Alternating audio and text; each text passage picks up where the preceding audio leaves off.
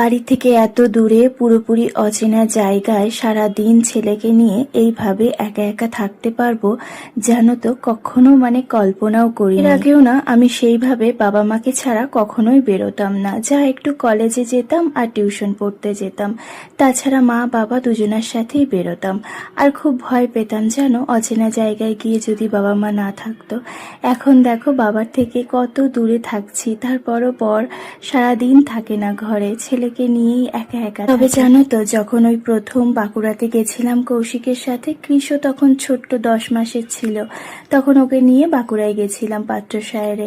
তবে কৌশিক তো সেভাবে থাকতো না ঘরে, সারাদিন অফিস করতো, ওই রাত্রেবেলা আসতো। আর ওখানে থাকতে কৌশিক যতক্ষণ বাড়ি থাকতো আমি রান্না করে নিতাম, দুপুরের সকালেরটা একবারে, কারণ কৃষ তখন ছোট, আমাকে তো একা একাই রাখতে হবে। আর যখন কৌশিক চলে যেত না, আমি কৃষকে নিয়ে আমাদের শোবার ঘরটাই একা একা সবসময় থাকতাম। আমি ঘর থেকে খুব কম বেরোতাম, আমার কেন জানি না মনে হতো বাইরে বেরোলে দেখবো কেউ একজন দাঁড়িয়ে আছে।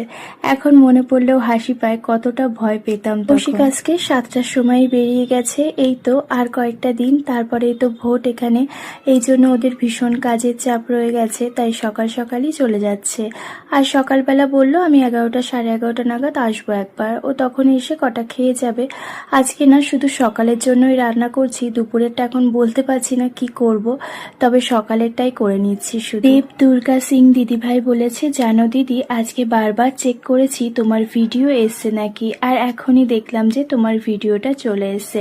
প্রথম কমেন্ট করেছি দিদি আমার নামটা নিয়ে, এই তো নামটা নিয়ে নিলাম। খুব ভালো থেকো তুমি, আর আমার ভিডিওকে এতটা ভালোবাসা দিয়েছো এই জন্য অনেক ভালোবাসা রইলো, পাশে থেকো এইভাবে। সকালে কিছুটা বরবটি ভাজা করব, ওই যে আগের দিন বাজার থেকে এনেছিলাম ওইটাই ভাজা করে নেব। আর থোর তো বেশ খানিকটা রয়ে গেছে, ভাবলাম একটু থোর পেঁয়াজ দিয়ে ভাজা করে দিই, কৌশিক তোটা খুব ভালো খায়।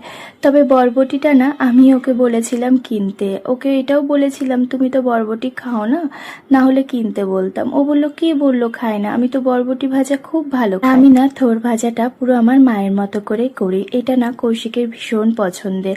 আর আমার শাশুড়ি মা ঠিক এভাবেই কেটে নুন দিয়ে মাখিয়ে তারপরে জল চিপে যেভাবে ফেলে দিলাম আমি, ওইভাবেই করতো। ফোড়নের শুকনো লঙ্কার কালো জিরা দিয়ে ভালো করে ভেজে নিত, তারপর যখন থোর পুরোপুরি সেদ্ধ হয়ে যেত তখন সর্ষে বাটা দিয়ে দিত।